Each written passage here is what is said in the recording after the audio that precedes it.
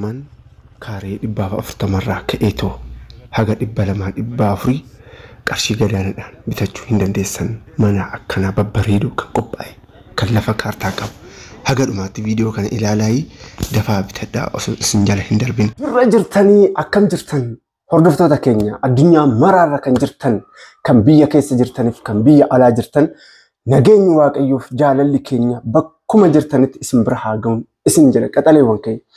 Egaa kabajamtoota hordoftoota keenya har'a qophii addaati kan baay'ee isin fayyadu kan har'a isin fidee dhufe qophiin addaa kun maalidhaa?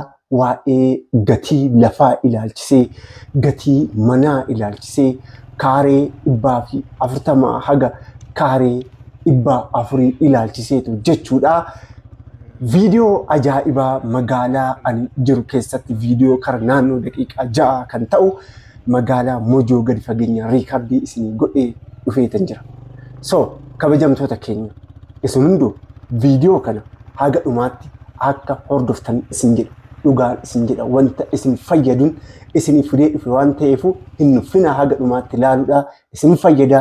Gatiin lafaa gatiin manaa kaaree 140 kan 200 kan 400 meeqa akka ta'e gadi fageenyaan isinitti nima isin hunduu haga dhumaatti na hordofaan isin jedha.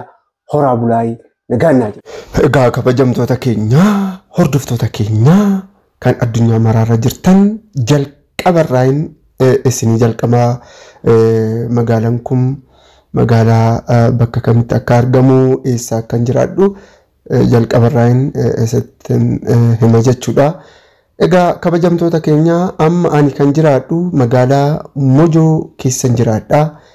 Magaalaa Mojoon egaa gamoo adda addaatiin mana babbareeduudhaan kan marfamte akkasumas magaalaa Mojoo bakka kamitti argamti didhaa warra naan jettanii magaalaa Mojoo magaalaa Adaamaa fi magaalaa Bishooftuu gidduu kan jiraattudha. Okay?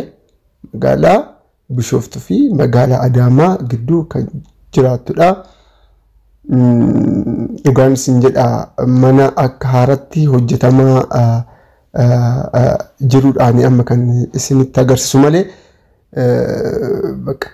mana ajaa'ibaa baay'ee ija namaatiif kan namatti toluudha kan hojjetamaa jiru. Iddoon kun hin jalqabamne ganaadha magaalaan bakki kun jechuudha. So walumaa galatti magaalaa ajaa'ibaa mana ajaa'ibaa hojjetamaa jira jechuu barbaadetan kabajamtoota keenya. So amma lafti okay magaalaa Mojoo keessatti qarshii meeqaan argamuu danda'a warri naan jettan immoo kabajamtoota keenya duraatiin dursee waa'ee wanti barbaachisummaa tokkoffaa magaalaa Mojoo keessatti magaalaan Mojoo bakka 3 fi bakka 4tti qoqqoodamtee jirti. Tokko kara Diibooraa kan jedhamu jira, Baalee Safarii kan jedhamu jira, Sayyoo kan jedhamu jira. Akkasumas immoo mootummaan immoo lafas maayikroodhaan ummatoota adda addaatiif kennaa jira. Bicha amma maal jechuu barbaadetanii akkuma argaa jirtan mana ajaa'ibaati kan jiru lafa kaartaa qabu. Okay? Kan mootummaan beeku lafa zimbiloo kan mootummaa hin beekne miti kan bitachuu qabdan isin sigalee lafa kaartaa qabuudha kan bitachuu qabdan.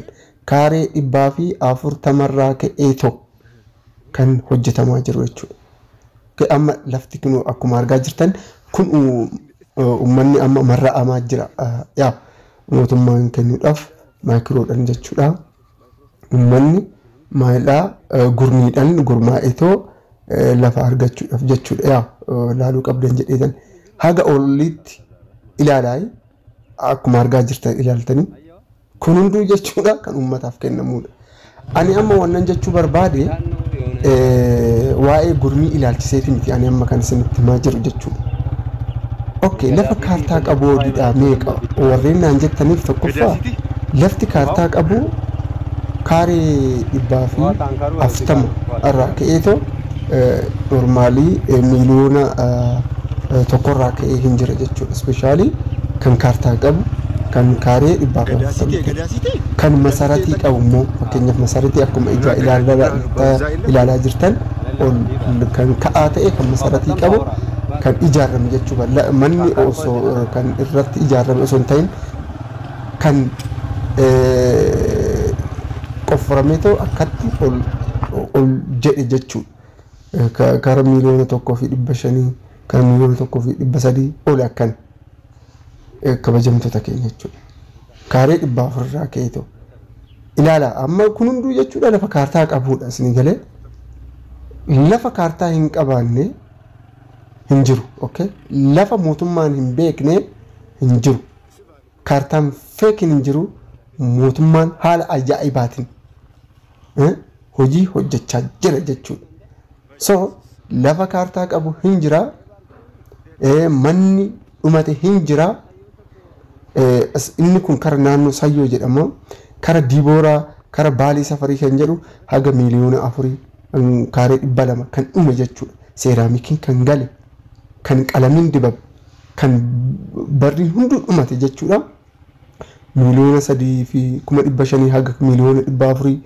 isa kana kan hin jira jechuu barbaadetan qaxaleewwan kii so I think warreen gaaffii qabdan immoo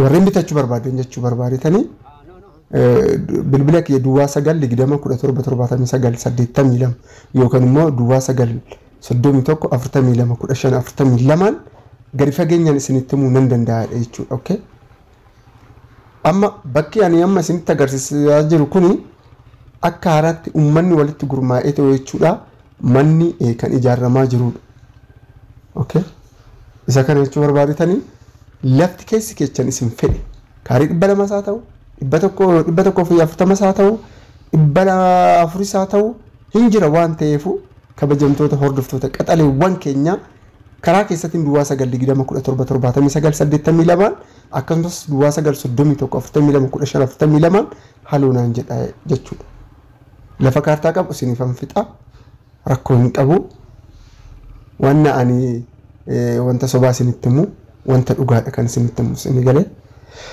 isa kana jechuu barbaaditanii firootawwan kiyyaa ilaala akka lafa akka ajaa'ib mana akka ajaa'ibaatti bareedu uummanni hojjeteetu jechuudha so kana jechuu barbaaditan fi addaa soo qabaatan na gaafachuu hin dandeecha so walumaa galatti isa kana manni babbareedu hin jira kan ija namaatiif bareedu jechuudha bitachuu hin dandeessan na bilbiluu hin dandeessanii ani immoo isinin keessummeessa horaa bulaa